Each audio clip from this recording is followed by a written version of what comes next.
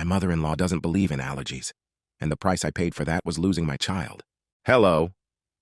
I'm a first-time poster, but I discovered this subreddit a few months ago.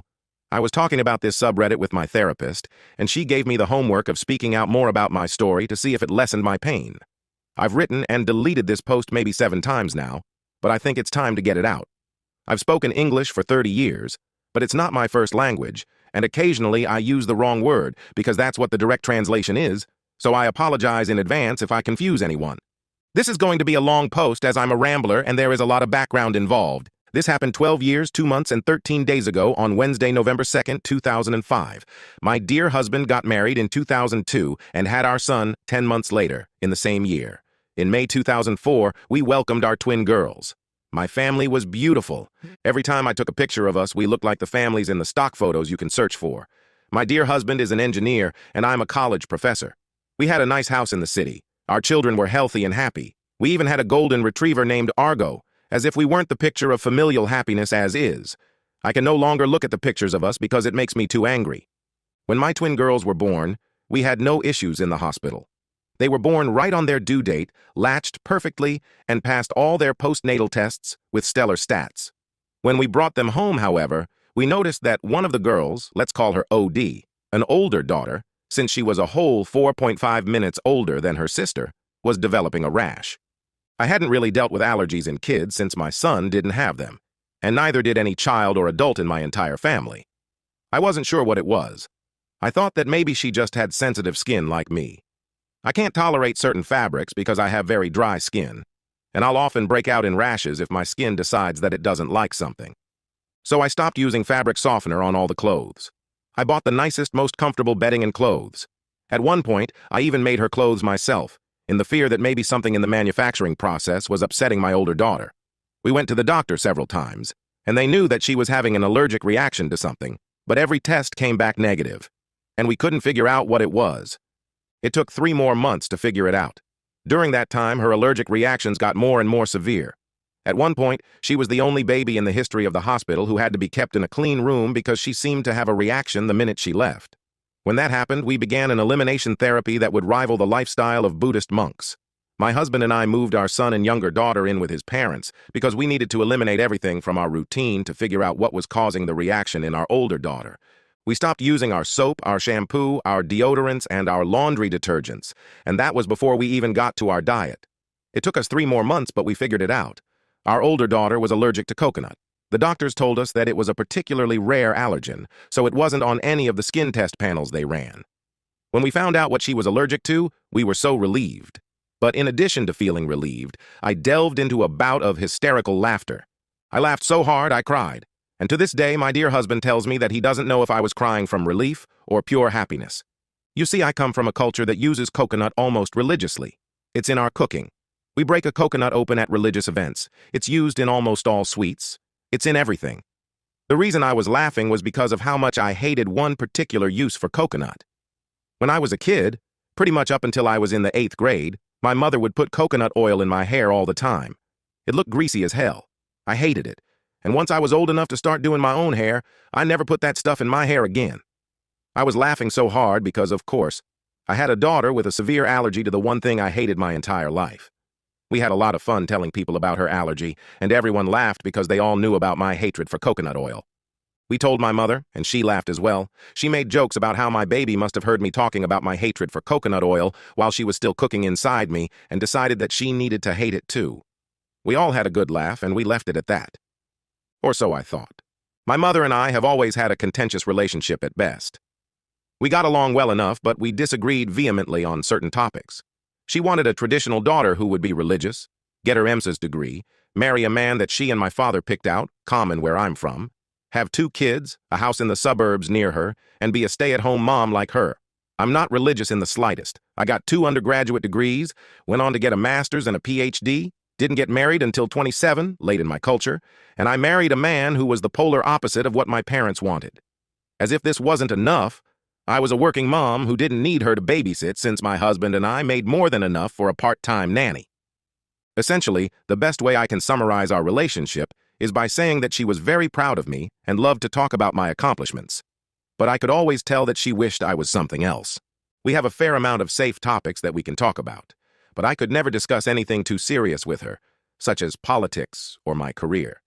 Not because she'd get mad at me, but more so because she just wasn't interested, and I hate getting into conversations where I'm passionate about something but the other person could care less.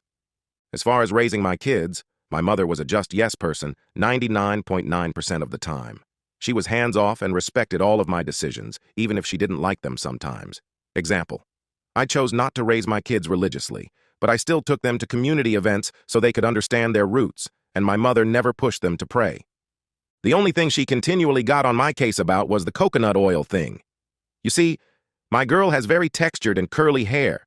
We don't really know where they got it from, considering my husband and I have pin-straight hair that won't even hold a paperclip in it without slipping. I loved it. It was a little on the rough side, and my mother always insisted that a little bit of oil would make the curls soft and more defined. I always said no. Sure, we could have used a different type of oil, but my girls were still so young, and the allergy process had made me terrified of incorporating new things into their routine. I made sure I explained why to my mom, too. She remembered what we'd gone through with her older daughter and her allergy. She brought me food and clothes to the hospitals more than a few times. She helped me move all of my furniture and clothes out of my house when I was eliminating every possible source of allergens. She taught me how to cook from scratch when I was eliminating certain foods from the kids' diet. She knew everything about older daughter's struggles. To this day, I cannot understand how she did what happened next. November 2nd, 2005. I was giving a midterm that day to my students, and I had to be at my research lab late that night. My dear husband was away at some conference, and our nanny was down with the flu, so she couldn't watch the kids that day. So I had my mom come take them for the day. My son was almost 3 years old, and the girls were a year and a half old. Overnight visits with my parents weren't exactly common, but they weren't unusual either.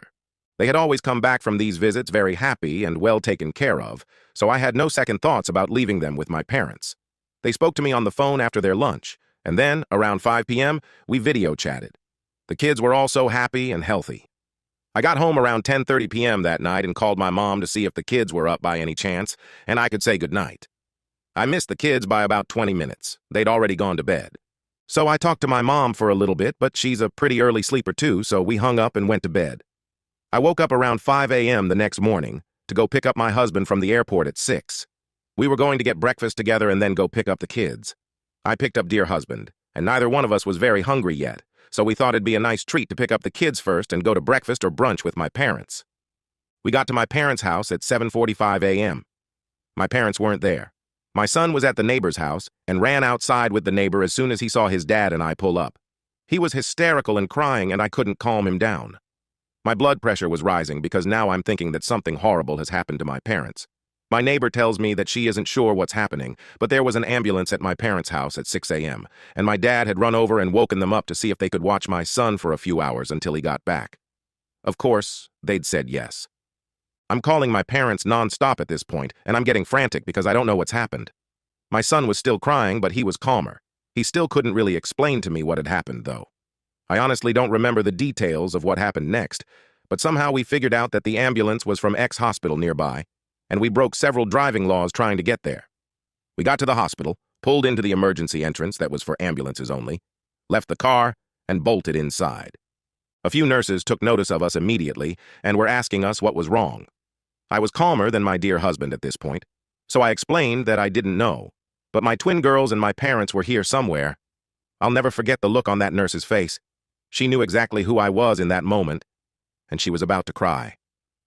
Another nurse took me and my dear husband to an empty room and asked us to calm down and listen to the doctor before we went to find my family. My mother had put coconut oil in both my daughter's hairs when they were playing the previous day before bed. The girls loved it when my mom did their hair, so they asked for braids, and my mom was doing their hair. She put coconut oil in both their hairs because it would make for smoother braids. According to my son, my older daughter started to get a little dizzy and itchy when my mom was doing her hair, so my mom gave her some kids Benadryl, which made her sleepy.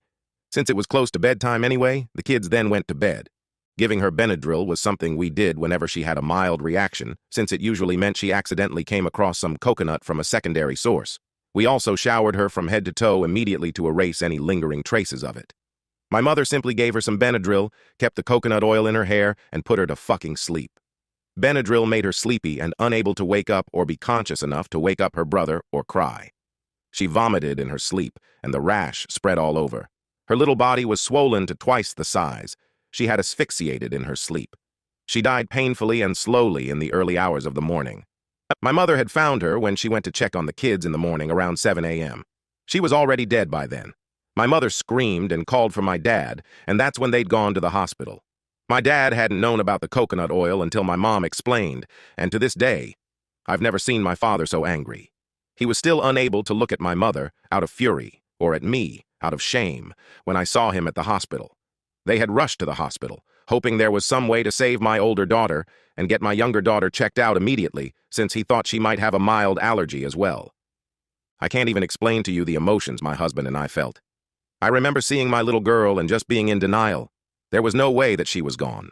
This had to be a horrible, horrible nightmare. The following days, the funeral, and explaining to my other kids what had happened are events I still can't talk about because it just breaks a part of me. My mother was investigated, as was my entire family. I almost lost my kids to my country's version of CPS once because they thought my kids were in danger. My dear husband and I had to fight tooth and nail to show that uprooting them during this time would be the worst thing for them at the moment. My mother was never arrested. My father did leave her, though they're not officially divorced. The majority of my mother's family refuses to speak to her, and the few that do speak to her only do so on a limited basis. She currently lives on her own in a small town, and every couple months I'll get a call from her telling me how sorry she is and how she just wasn't thinking. And can I please find a way to forgive her? She wants to come see me. The only thing I can find to ever say to her is, "You can come see me when you bring my daughter with you." It's been 13 years. The older son just got his license this year, and the younger daughter is going to start high school soon. Both of them are healthy, and they're turning into amazing adults, but neither one has been the same since the older daughter passed. The older son is extremely protective of the younger sister and doesn't allow anyone to breathe rudely in his presence. My younger sister used to be so bubbly and such a talkative little child, but she's quiet now. When she does speak, it takes some effort to hear her because she's so quiet. She told me a few years ago that she knows she was only a baby when it happened, but she feels incomplete all the time, like a part of her is missing. I didn't know what to say to her. If it weren't for my dear husband, I don't think I could have ever recovered from the loss of my daughter. We have helped each other through the loss. It's taken over a decade of therapy to even get to this point. I don't know what I expect to get out of typing all of this out, but I've seen how much comfort this subreddit brings other posters, so hopefully I find some of the same peace. Thank you for reading.